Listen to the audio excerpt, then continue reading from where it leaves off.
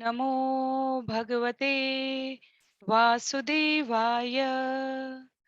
ॐ नमो भगवते वासुदेवाय।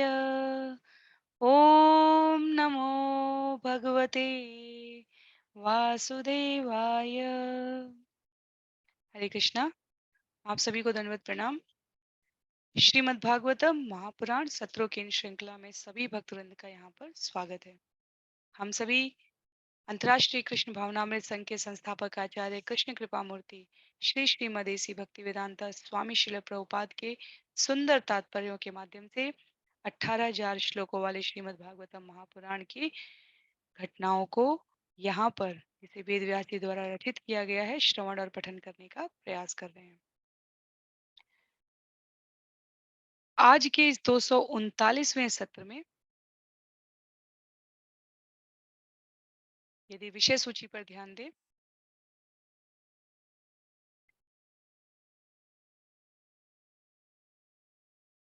तो स्कंद 4 अध्याय 12 के भाग 2 में, जिसका नाम है ध्रुव का भगवान के पास जाना, श्लोक संख्या 17 से हम विषय को श्रवण और पठन करने का प्रयास किए करेंगे। जैसा हम सत्रों में करते आए हैं, संक्षिप्त पुनरावृत्ति, मंगलाचरण और तत्पश्चात एक एक श्लोक का वाचन और अनुवाद करते हुए इस सत्र को आगे बढ़ाएंगे। तो बहुत ही संक्षिप्त पुनरावृत्ति में जाने से पहले हम सभी ये स्मरण कर लें कि श्लोकों की इस यात्रा में हम कहाँ पर हैं।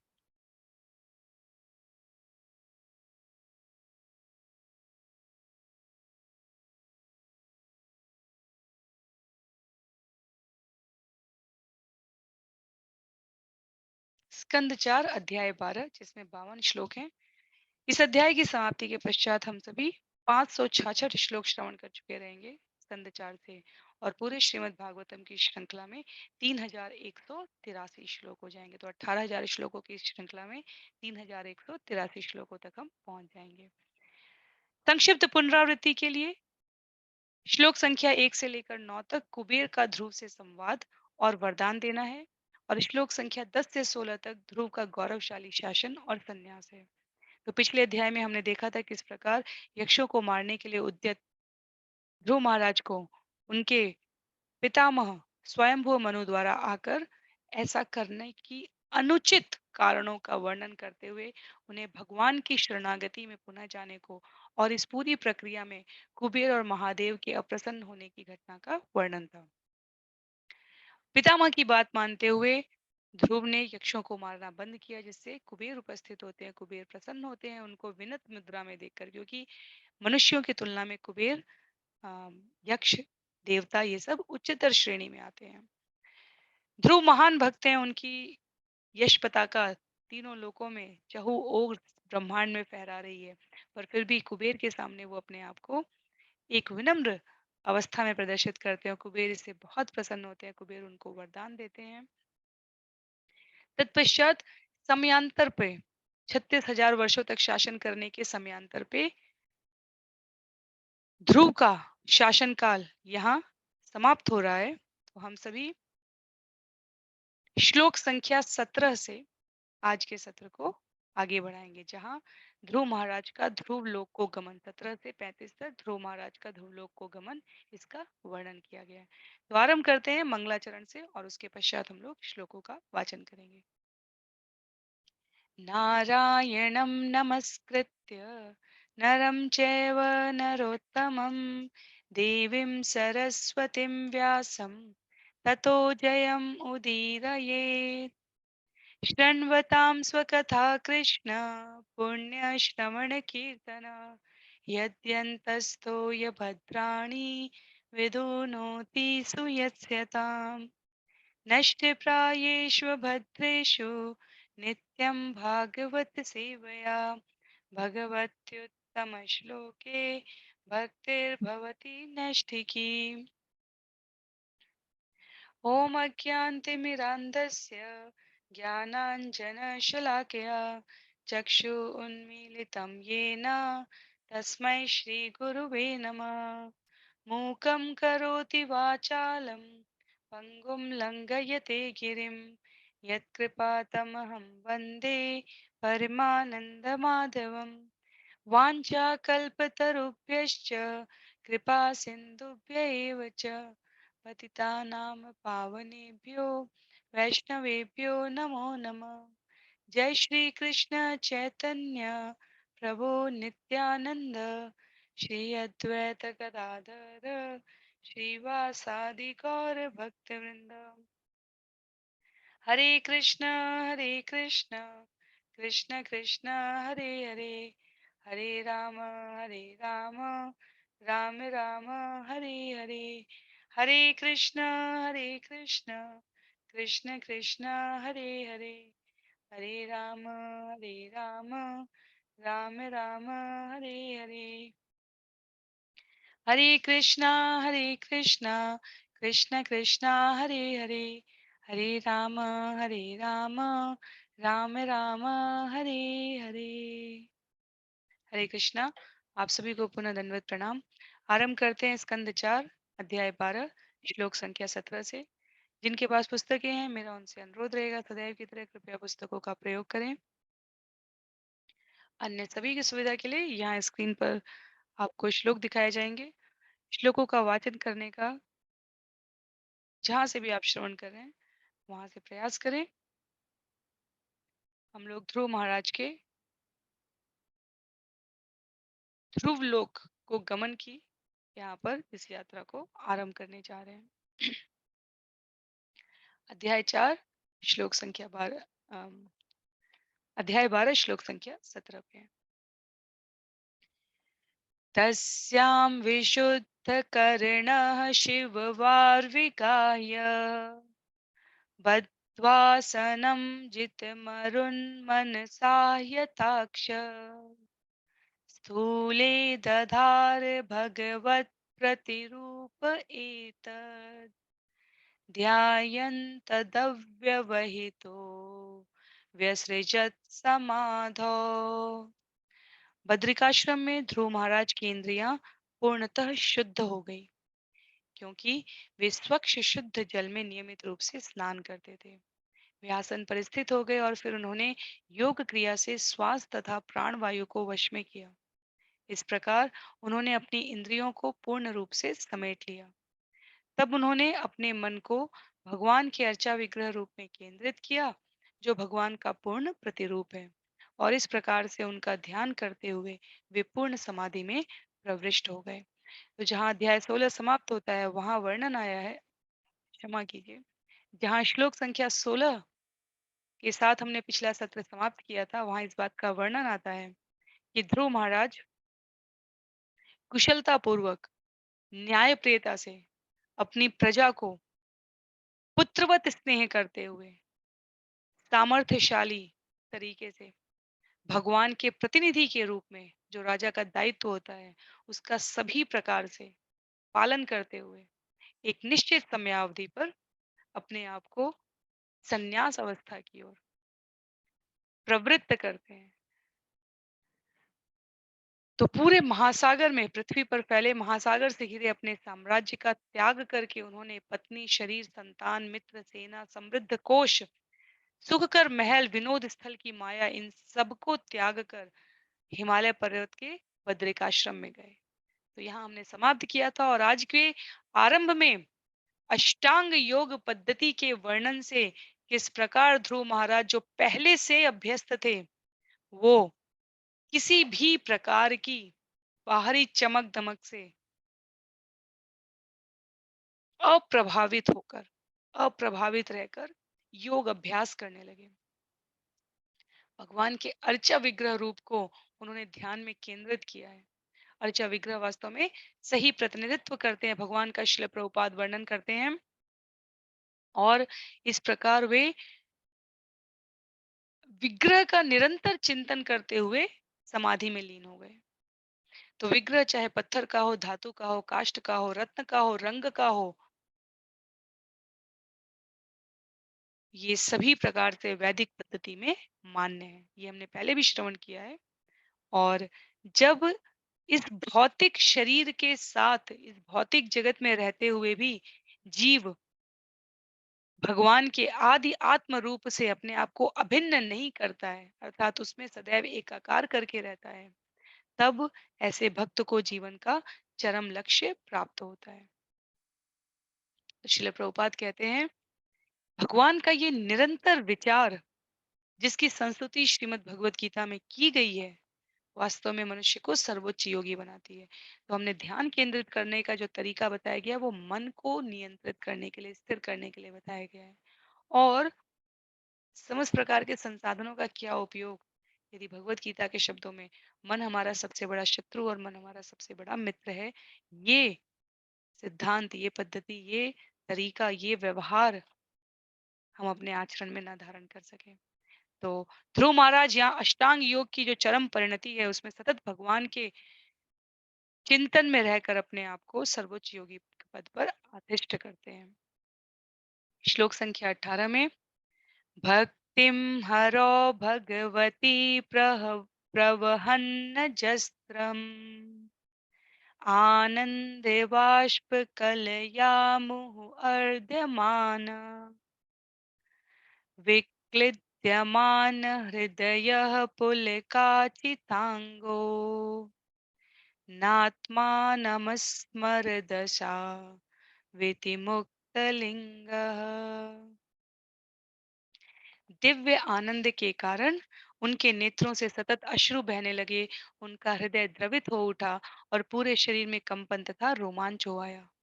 भक्ति की समाधि में पहुंचने से ध्रुव महाराज अपने शारीरिक अस्तित्व को पूर्णतः भूल गए और तुरंत ही भौतिक बंधन से मुक्त हो गए। तो भक्ति की पद्धति की बात की जाए तो नवधा भक्ति बताई गई है, और श्रील प्रभुपाद उसको उद्धृत करते हुए यहाँ पर कहते हैं कि निरंतर भक्ति में लगे रहने की नवधा भक्ति द्वारा जो संस्तुत पद्धतियां हैं, उनसे जब कोई भक्त अपने आप को सतत भक्ति में संलग्न कर लेता है, तो शरीर के 8 शारीरिक भाव बताए गए हैं, जिनसे स्पष्ट होता है, इन्हें अष्ट विकार कहा गया है। चैतन्य महाप्रभु के लिए कहा जाता है, उनके अंदर समस्त विकार एक साथ इतनी उन्मत्त अवस्था में, प्रबुद्ध अवस्था में प्रकट होते थे सभी को, कि कोई नास्तिक से नास्तिक व्यक्ति हो, यदि वो चैतन्य महाप्रभु की दूर से केवल वाणी श्रवण कर ले, तो उसके जीवन में भी भक्ति का प्रादुर्भाव हो जाता था। जब चैतन्य महाप्रभु यात्रा पर निकलते थे, तब कहा जाता है कि जंगल से, घने से घनघोर जंगल में हाथी, शेर, चीता, बाघ सब हरिनाम संकीर्तन की धुन सुनकर नृत्य करने लगते थे। इतनी मधुरता, इतनी दिव्यता है भगवान के नाम में।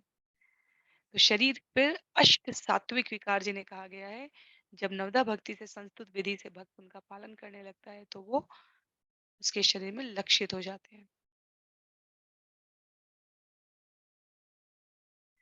हरिदास ठाकुर दूसरे उदाहरण है, जिसको श्रील प्रभुपाद यहाँ वर्णन करते हैं। तो ध्रुव महाराज का जीवन निरंतर भक्ति करते रहने से उस अवस्था तक पहुंच गया था, जहां भक्ति की पूर्णता, चरम सिद्धि उपस्थित थी। वास्तव में जितने भी भक्तों का वर्णन आता है श्रीमद् भागवतम में,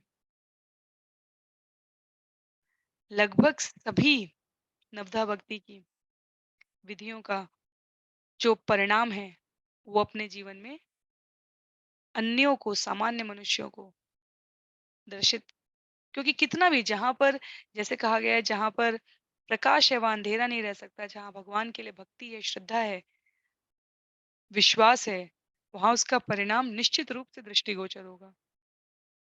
भक्त जानबूझ के प्रदर्शन नहीं करते हैं, वो स्वाभाविक रूप से दृष्टिगोचर होता ही होता है। तो इस प्रकार से अभ्यास करते हुए ध्रुव महाराज मन, बुद्धि, अहंकार, आत्मा, इनको स्थूल देह से दूसरे स्तर पर लेकर आ गए, और इसे देहांतरण कहा जाता है। तो जो स्थूल शरीर है, उससे तो मुक्ति प्राप्त हुई, जो सूक्ष्म शरीर है, देह है, उससे भी मुक्ति हो जाती है। तब जीवात्मा दिव्य जगत या आत्म जगत को स्थानांतरित होने के लिए पूर्णतः तैयार होता है।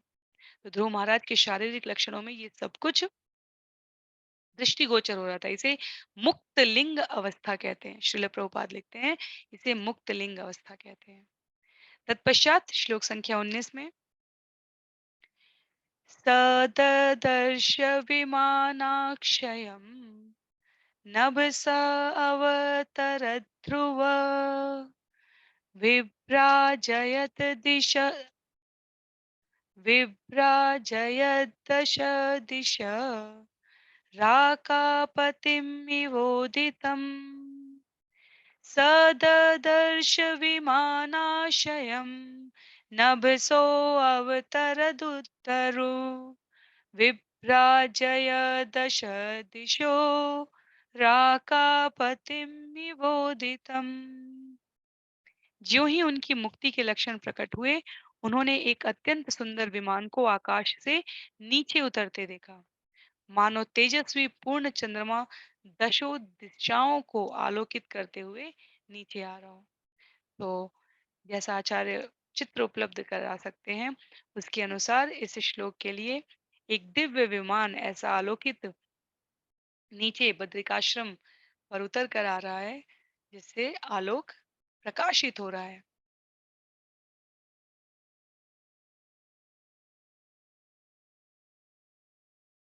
श्लोक संख्या 20 में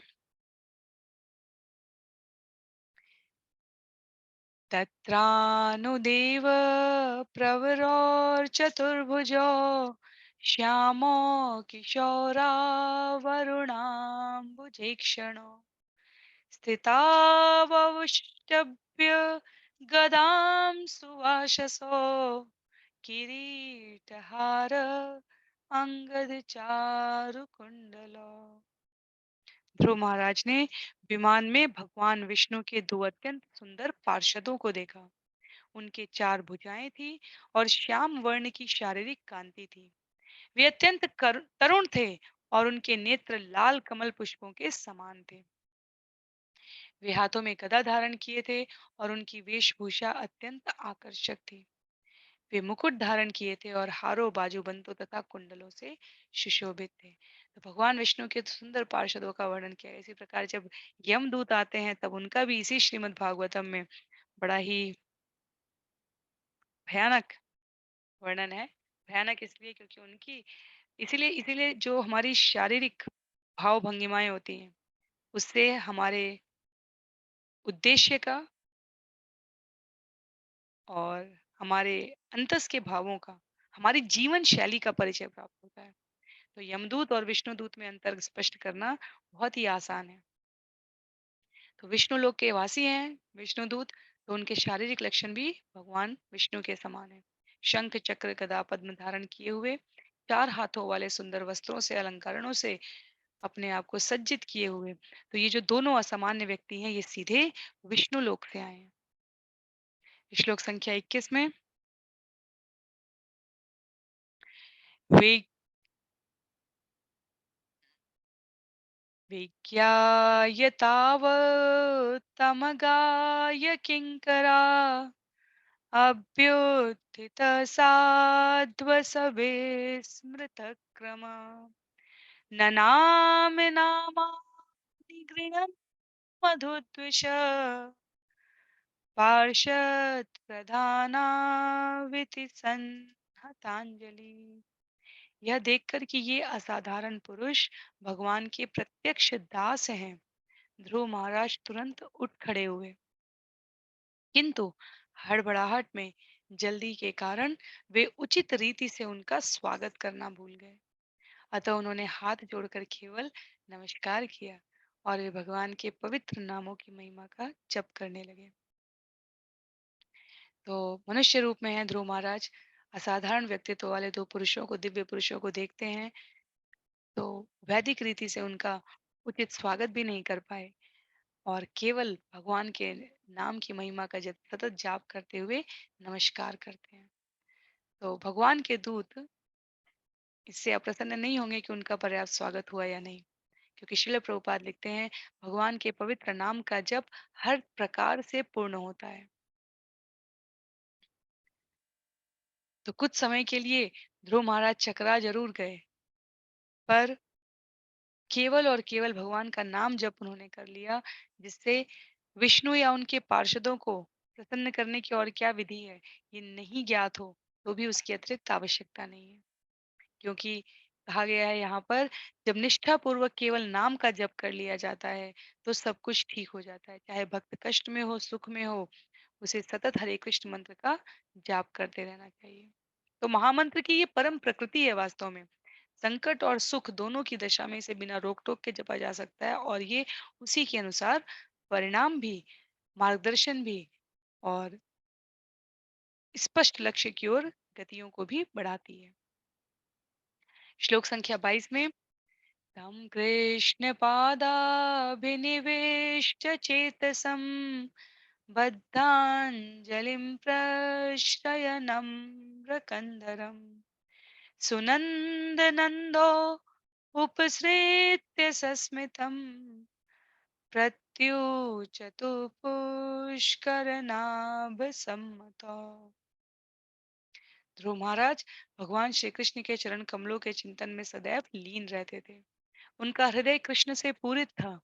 जब परमेश्वर के दो निजी दास, जिनके नाम सुनंद तथा नंद थे, प्रसन्नता पूर्वक हंसते हुए उनके पास पहुंचे, तो ध्रुव महाराज हाथ जोड़कर नम्रता पूर्वक सिर नीचा किए खड़े हो गए। तब उन्होंने ध्रुव महाराज को इस प्रकार संबोधित किया है। तो परमेश्वर के निजी दास हैं, नाम है सुनंद और नंद।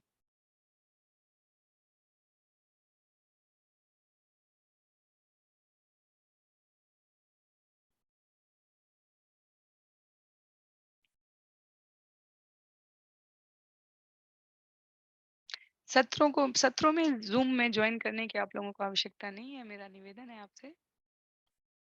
और यहाँ पर हम विष्णुदूत ध्रुव महाराज के सामने आए हैं बद्रिकाश्रम में, एक दिव्य चमकते हुए विमान के साथ। तो ध्रुव महाराज अन्य समस्त औपचारिकताओं को छोड़कर भगवान का सतत नाम जप कर रहे हैं यहाँ पर। और जो निजी दास आए हैं, वो प्रसन्नता पूर्वक हंसते हुए उनके पास पहुंचे हैं। तो ध्रुव महाराज ने सिर नीचे करके झुककर प्रणाम किया है। भक्त विनम्र होता है। उनके द्वारा ऐसा किए जाने पर विष्णुदूत अब उन्हें संबोधित कर रहे हैं। श्लोक संख्या 23 में,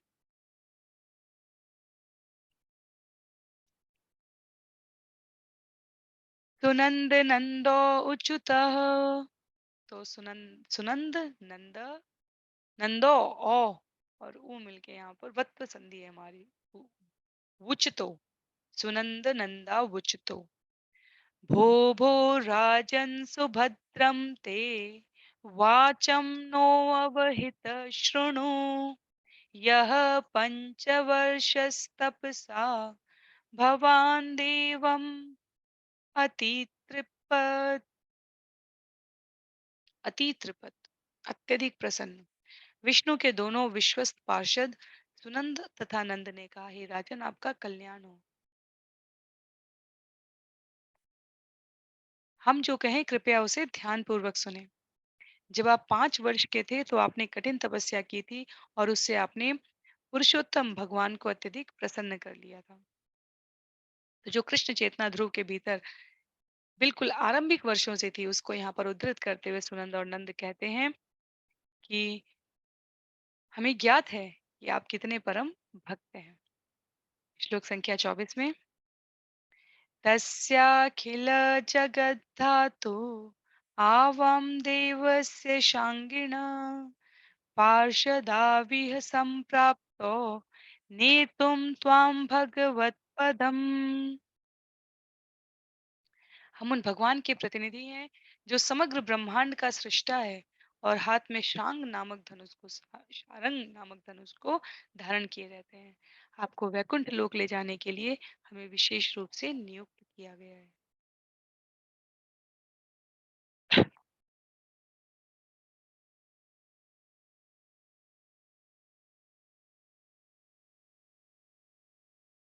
यहाँ पर विष्णुदूत अभी बोल रहे हैं ध्रुव महाराज को कि आपको वैकुंठ ले जाने के लिए विशेष रूप से नियुक्ति हुई है हमारी। तो आपके जो तपस्या का प्रभाव है, जो परिणाम है, जो सुंदर गति है, जो परिपक्व फल कहा जाता है, अब वो मैच्योर हो चुका है वो परिणाम। और आप भगवान के विश्वस्त पार्षदों के साथ वैकुंठ लोक चलने के लिए अपने आप को उद्धृत करें। श्लोक संख्या 25 में सुदुर्जयं विष्णुपदं जितं त्वया यत्सूरयो अप्राप्य विचक्षते परम् आतिष्ठ तच्चन्द्रदिवाकरादयो ग्रहक्षताराः परियन्ति दक्षिणम्।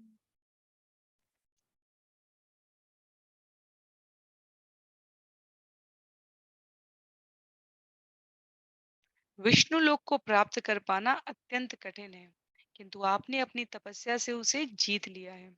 बड़े बड़े ऋषि तथा देवता भी इस पद को प्राप्त नहीं कर पाते। परम धाम विष्णु लोक के दर्शन करने के लिए ही सूर्य, चंद्रमा तथा अन्य ग्रह तारे, चंद्र, भुवन, नक्षत्र तथा सौर मंडल उसकी परिक्रमा करते हैं। कृपया आइए, वहां जाने के लिए आपका स्वागत है। तो भगवान के लोक को प्राप्त करना आसान नहीं है, निश्चित रूप से असंभव है। आज के वैज्ञानिक भी अम, वैकुंठ तक जाने के लिए प्रयत्नशील हैं भौतिक जगत में, और श्रील प्रभुपाद कहते हैं वो कभी नहीं पहुंच पाएंगे। भक्ति करने से जीव वैकुंठ लोक क्या जानता ही नहीं है केवल सिद्धांतिक रूप से, अपितु वहां जाकर व्यक्तिगत रूप से ज्ञान और शाश्वत जीवन बिताते हुए आनंद ले सकता है। और पूरे प्रामाणिक अधिकार के साथ श्रील प्रभुपाद कहते हैं कृष्ण भावनामृत आंदोलन इतना शक्तिमान है कि जीवन के नियमों का पालन करते हुए तथा भगवत प्रेम उत्पन्न करते कोई भी व्यक्ति भगवान के धाम को आसानी से पहुंच सकता है। कौन है इसके साक्षात प्रमाण? स्वयं ध्रुव महाराज है।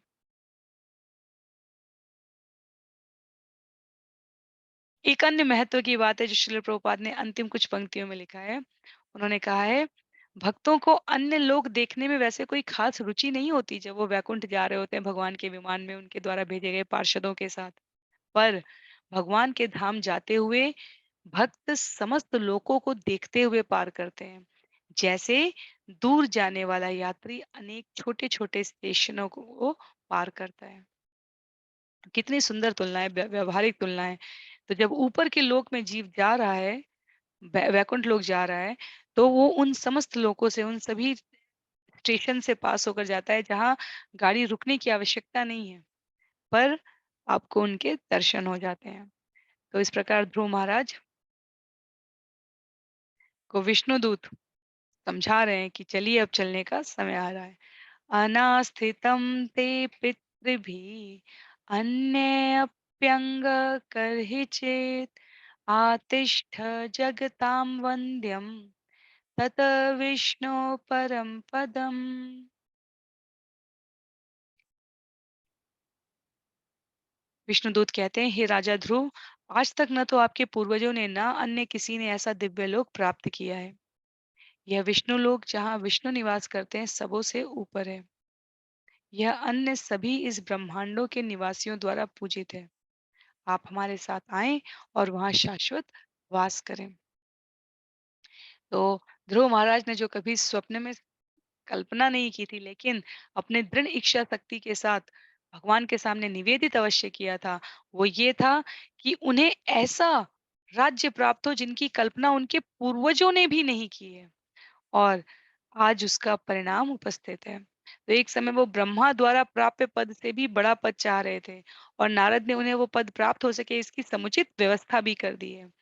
विष्णु के पार्षद स्मरण करा रहे हैं कि जिस लोक में विष्णु स्वयं वास करते हैं, उसमें उनके पूर्वज या ब्रह्मांड का कोई भी वासी अभी तक नहीं प्राप्त कर सका है।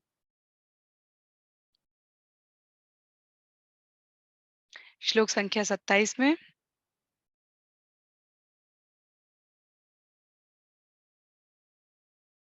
एतत् विमानप्रवरम् उत्तम श्लोकमौलिना उपस्थापितम् आयुष्मन् अधिरोढुं त्वमर्हसि। हे दीर्घजीवी, इस अद्वितीय विमान को उन भगवान ने भेजा है जिनकी स्तुति उत्तम श्लोकों द्वारा की जाती है और जो समस्त जीवात्माओं के प्रमुख हैं। आप इस विमान में चढ़ने के सर्वथा योग्य हैं। तो जो समस्त जीवात्माओं में प्रमुख हैं, जिनकी स्तुति उस उत्तम श्लोकों द्वारा की जाती है, विष्णुदूत कहते हैं कि उन भगवान ने ये अद्वितीय विमान आपकी सेवा के लिए भेजा है और आप अपनी योग्यता से इसमें चढ़ने के योग्य हैं। तो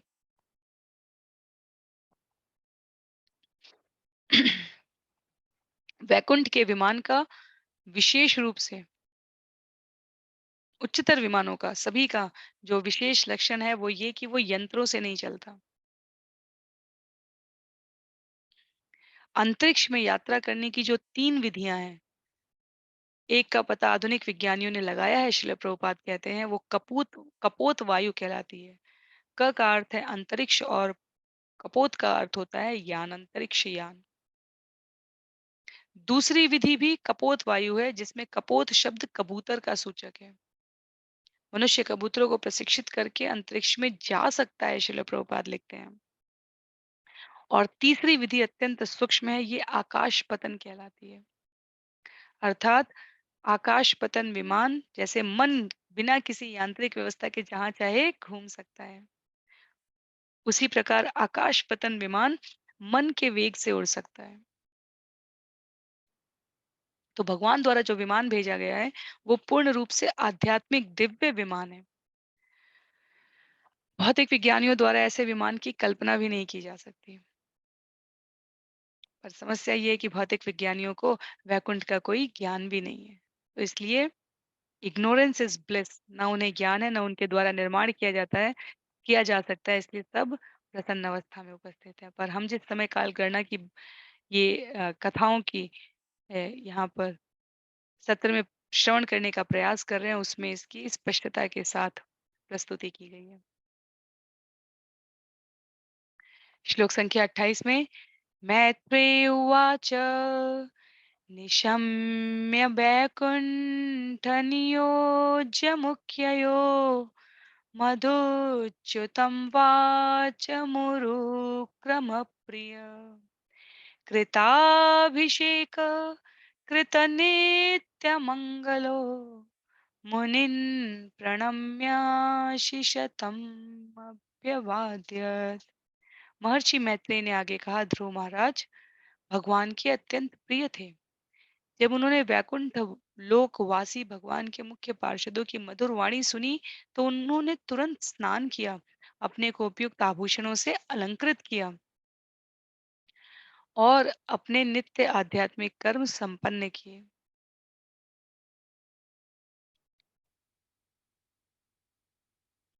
तत्पश्चात उन्होंने वहां पर उपस्थित ऋषियों को प्रणाम किया है और उनका आशीर्वाद ग्रहण किया। तो ध्रुव महाराज जगत को छोड़ते समय भी भक्ति के प्रति कितने निष्ठावान थे कि प्रातः काल स्नान करके शरीर में तिलक धारण करके, और तिलक भी कैसे, श्रील प्रभुपाद कहते हैं कि कलयुग में इतने वस्त्राभूषण अलंकार इतने सोने के गहने हम नहीं धारण कर सकते, तो 12 स्थान पर तिलक लगाने चाहिए जो शरीर को पवित्र करने के लिए शुभ अलंकरण के रूप में पर्याप्त है। तो ध्रुव महाराज इस प्रकार बद्रिकाश्रम में रहते हुए जहाँ अन्य साधु संत भी रह रहे हैं, विमान आने पर गर्वित नहीं होते हैं और विनीत वैष्णव की भांति मुनियों का आशीर्वाद प्राप्त करके विमान पर आरूढ़ हो जाते हैं।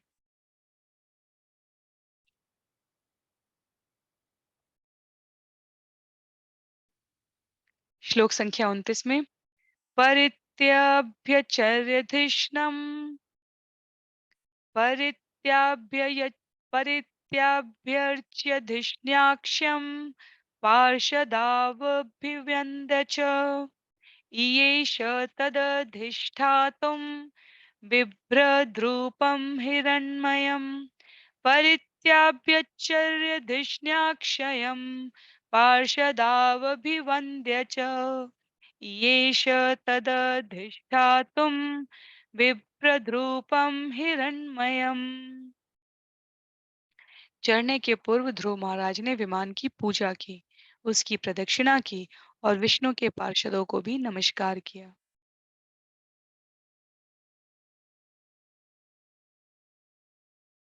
इसी दौरान वे पिघले सोने के समान तेजमय तथा दैदीप्यमान हो उठे। इस प्रकार से वे उस दिव्य विमान में चढ़ने के लिए पूर्णतः सन्नद्ध थे। तो भगवान का नाम, रूप, गुण, लीला, भगवान की वस्तुओं में कोई भिन्नता नहीं है। विमान भगवान के द्वारा भेजा गया है और इसलिए ध्रुव महाराज पहले विमान की पूजा कर रहे हैं। उनमें किसी प्रकार का भौतिक कल्मश नहीं है। वो नाम, रूप, गुण, लीला और वस्तु पांचों में भगवान की उपस्थिति का सरलतम शब्दों में कहें तो आलिंगन करते हैं। उन्हें निश्चित रूप से विश्वास है कि भगवान उपस्थित हैं ही। तो पहले वो नमस्कार करते हैं, प्रदक्षिणा करते हैं विमान की, तत्पश्चात पार्षदों की, उसके पश्चात वो उस दिव्य विमान में अपने आप को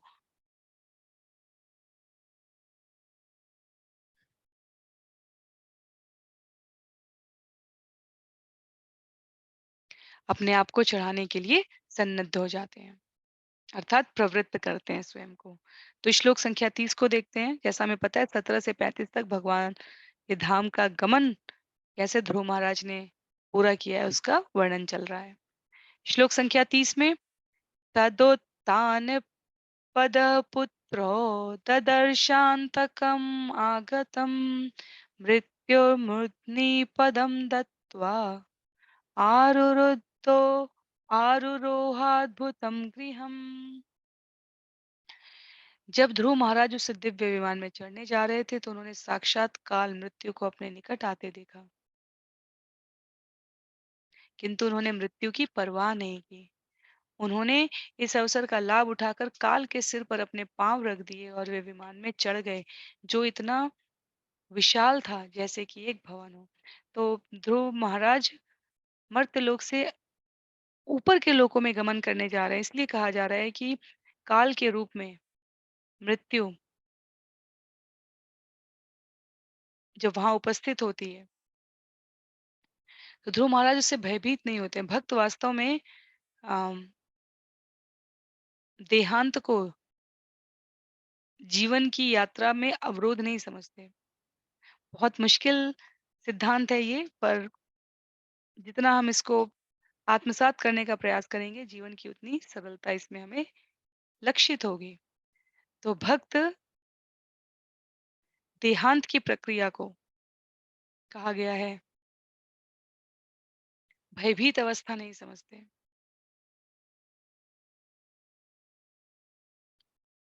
जैसे उदाहरण के लिए श्रील प्रभुपाद कहते हैं यहाँ पर, बिल्ली अपने मुंह में बच्चों को भी पकड़ कर चलती है और चूहों को भी पकड़ती है। चूहा भयभीत है, उसके लिए बिल्ली का मुंह में पकड़े जाना, बिल्ली के मुंह में इस प्रकार पकड़े जाना काल का दर्शन करना है। और जो बच्चे हैं बिल्ली के, वो उसके मुंह में इस प्रकार पकड़े जाने पर भी प्रसन्नता का अनुभव करते हैं। तो काल की स्थिति बिल्कुल ऐसी ही है। भगवत गीता अध्याय 8 श्लोक संख्या 5 से लेकर 15 तक इसी बात का वहां पर वर्णन किया गया है।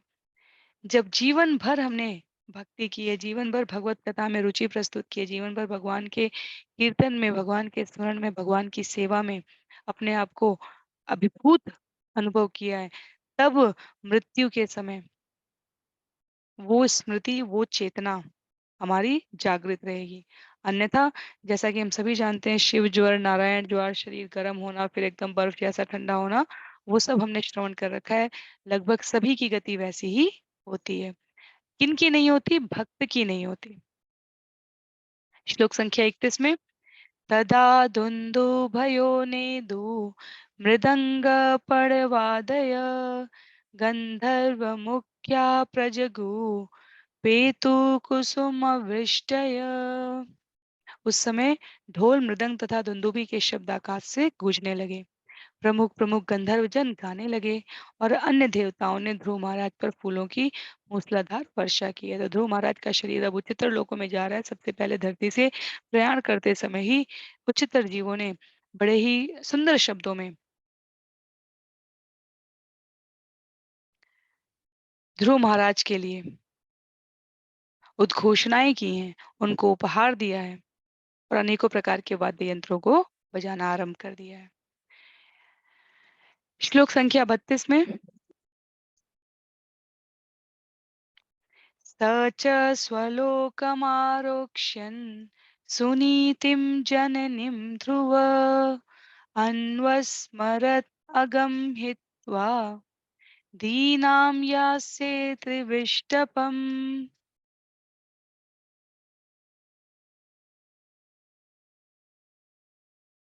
तो यहाँ श्लोक संख्या 32 में वर्णन आता है, ध्रुव महाराज जब उस दिव्य विमान पर बैठे थे जो चलने वाला था, तो उन्हें अपनी बेचारी माता सुनीति का स्मरण आया है। वे सोच रहे थे कि मैं अपनी बेचारी माता को छोड़कर वैकुंठ लोक अकेले कैसे जा सकूंगा। तो करुणावतारम भक्त भगवान के प्रतिनिधि के रूप में इतने कोमल हृदय के हो जाते हैं। ध्रुव महाराज को अपनी माता सुनीति याद आ रही है। उनके प्रति वो अत्यंत कृतज्ञता ज्ञापित अनुभव कर रहे हैं और वास्तव में वो अनुभव कर सकते हैं, वो इसकी प्रतीति उन्हें हो रही है कि विष्णु के पार्षदों द्वारा वैकुंठ लोक ले जाए जाने में वो इसलिए सक्षम है क्योंकि उनकी माता ने कृपा पूर्वक उनको सही मार्गदर्शन दिया था। वास्तव में माता पिता के लिए कहा जाता है कि सबसे सही मार्गदर्शन अपनी संतान को पूर्ण पुरुषोत्तम भगवान के साथ संबद्ध कर देना है। शिला प्रभुपाद यहाँ तात्पर्य में लिखते हैं, गुरु भी कभी कभी शिक्षा गुरु कहला सकता है। सुनीति के रूप में ध्रुव महाराज को न केवल आत्मीय स्नेह प्राप्त हुआ अपितु गुरु तत्व की भी प्रमुखता यहाँ पर स्मरण हो रही है। तो ध्रुव महाराज हम सबके लिए इसलिए महत्व के हैं, अगले 2 श्लोकों के पश्चात उनकी ये ध्रुव लोक की गमन यात्रा समाप्त होगी। ध्रुव महाराज इसलिए हमारे लिए महत्व के हैं उनकी कथा को श्रवण करना, क्योंकि वो हमें इस बात का मार्गदर्शन देते हैं कि पहले तो भौतिक जगत में हमें कुछ याचना नहीं करनी चाहिए, पर यदि करनी भी पड़े तो जगत से नहीं, सीधे जगदीश से करनी है। श्लोक संख्या 33 में इति व्यवसितं तस्य व्यवसाय सुरोत्तमो दर्शयामास दुर्देवीं पुरोयानेन गच्छतिम्। वैकुंठ लोक के महान पार्षद नंद तथा सुनंद ध्रुव महाराज के मन की बात जान गए। अतः उन्होंने उन्हें दिखाया कि उनकी माता सुनीति दूसरे यान में आगे आगे जा रही हैं। तो ध्रुव महाराज जिस समय सुनीति को, माता सुनीति को कृतज्ञता पूर्वक स्मरण कर रहे थे, भगवान के दूत विष्णु जी के पार्षद ध्रुव महाराज की मन स्थिति को समझ जाते हैं और ध्रुव को आश्वस्त करते हैं कि चिंता की कोई बात नहीं है, आपकी माता को आप अपने साथ ले जाने में समर्थ हो सके हैं। ना तो उन्होंने वैसी तपस्या की थी, ना वे जंगल गए थे, तो भी एक भक्त पुत्र के प्रभाव से ये संभव हुआ है। जैसे प्रहलाद महाराज ने अपने नास्तिक पिता हिरण्यकशिपु का उद्धार कराया भगवान के चरणों से, उसी प्रकार संतान के शुद्ध कर्मों से माता पिता को भी निश्चित लाभ मिलता ही है। अंतिम 2 श्लोक हैं आज के सत्र के लिए।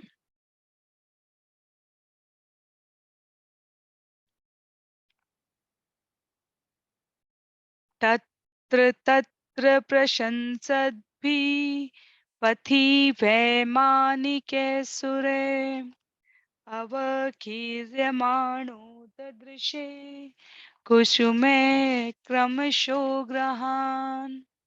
आकाश मार्ग से जाते हुए ध्रुव महाराज ने क्रमशः सौर मंडल के सभी ग्रहों को देखा और रास्ते में समस्त देवताओं को उनके विमानों में से अपने ऊपर फूलों की वर्षा करते देखा। तो यहाँ पर जैसा कि पिछले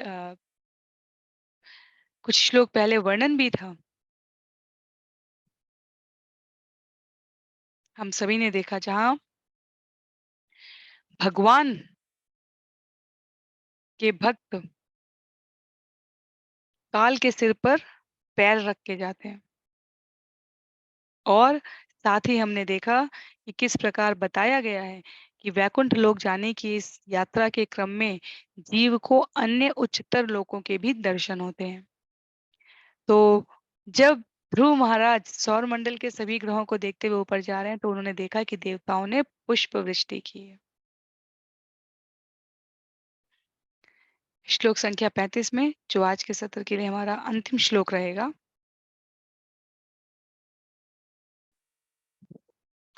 त्रिलोकीं देवयानेन सोऽतिव्रज्य मुनीनपि परस्तात यदध्रुवगति विष्णो पदम अथाभ्यगात्। इस प्रकार ध्रुव महाराज ने सप्तऋषि कहलाने वाले ऋषियों के 7 लोकों को पार किया। इसके परे उन्होंने उस लोक में अविचल दिव्य पद प्राप्त किया जहाँ भगवान विष्णु वास करते हैं। तो भगवान के 2 पार्षद सुनंद और नंद ज्ञान का संचालन कर रहे हैं और ध्रुव महाराज जो सप्तऋषियों के 7 लोक हैं उसके पार शाश्वत आनंद में जीवन के प्रक्षेत्र में प्रवेश करने के अधिकारी हो जाते हैं। क्यों? क्योंकि उन्होंने अपनी माता के वचनों को मान दिया था, गुरु के वचनों पर विश्वास किया था।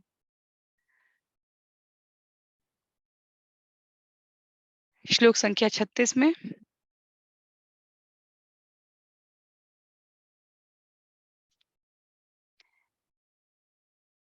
यत् भ्राजेमा यद्भ्राजमानं स्वरुचैव सर्वतो लोकात्रयो ह्यनुविभ्राजनन्ति ते यन्नाव्रजन्न तुषु येननुग्रहा व्रजन्ति भद्राणि चरन्ति ये निशम्।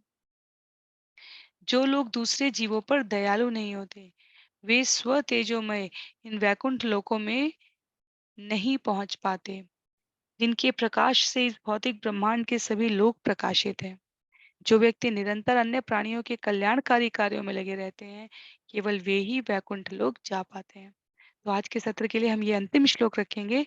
यहाँ पर बताया जा रहा है कि ध्रुव महाराज राजा के रूप में भौतिक जगत के संचालन के समय भी अन्य प्राणियों के कल्याण कार्य में लगे रहे और केवल वे ही वैकुंठ पहुंच पाए। कृष्ण भावना भावित व्यक्ति के लिए श्रील प्रभुपाद विशेष रूप से इस कथा का उल्लेख करते हुए कहते हैं कि जड़ को सिंचित करने से हमें पत्ते पत्ते पुष्प पुष्प और लता लता के क्रम में पानी देने की जल देने की आवश्यकता नहीं रह जाती जब हम जड़ को पुष्ट करते हैं। उसी प्रकार से कृष्ण चेतनामय होने के पश्चात जीव को सीधे वैकुंठ की गति प्राप्त होती है। उसे क्रमशः लोकों से ऊर्ध्व गति गमन करने की आवश्यकता नहीं है। उच्चतम लोक उसे उपलब्ध कराया गया है।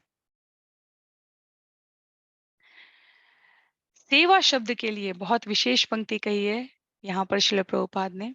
हम भगवान की सेवा करेंगे, भक्तों की सेवा करेंगे। हम सामान्यतः इस भाषा का प्रयोग करते हैं तो श्रील प्रभुपाद कहते हैं सेवा वास्तव में वो है जो आपको आपकी भौतिक स्थिति परिस्थिति में हिला दे, ढावाढोल कर दे। कहने का अभिप्राय है कि जो सभी प्रकार की एकात्म चित्तता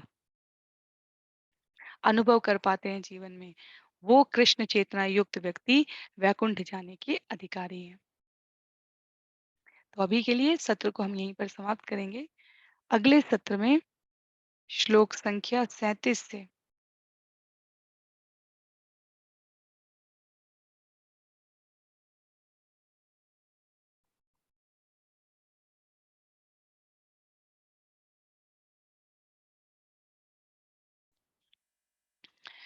37 से 40 ध्रुव लोक की महिमा है। 36 से 40, 41 से 43 देवताओं के मध्य नारद मुनि द्वारा ध्रुव का यशोगान है और 44 से 52 तक फलश्रुति है। तो हम ये श्लोक संख्या 36 37 से अगले सत्र में इसको श्रवण करने का प्रयास करेंगे। इसी प्रकार की आपकी टिप्पणी हो, कोई भाव हो, कोई उपेक्षा हो, अपेक्षा हो, आप निश्चित रूप से कमेंट बॉक्स में लिख सकते हैं या डिस्क्रिप्शन में दिए गए ग्रुप्स से आप ज्वाइन हो सकते हैं। और इस प्रकार परस्पर भक्तों के संग में रहकर हम सभी एक दूसरे के लिए प्रार्थना करेंगे कि श्रीमद् भागवतम की ये सत्र इसी प्रकार चलते रहें। श्रील प्रभुपाद की जय, श्रील गुरुदेव की जय, अनंत कोटि वैष्णव वृंद की जय, श्रीमद् भागवतम महापुराण की जय। हरे कृष्णा।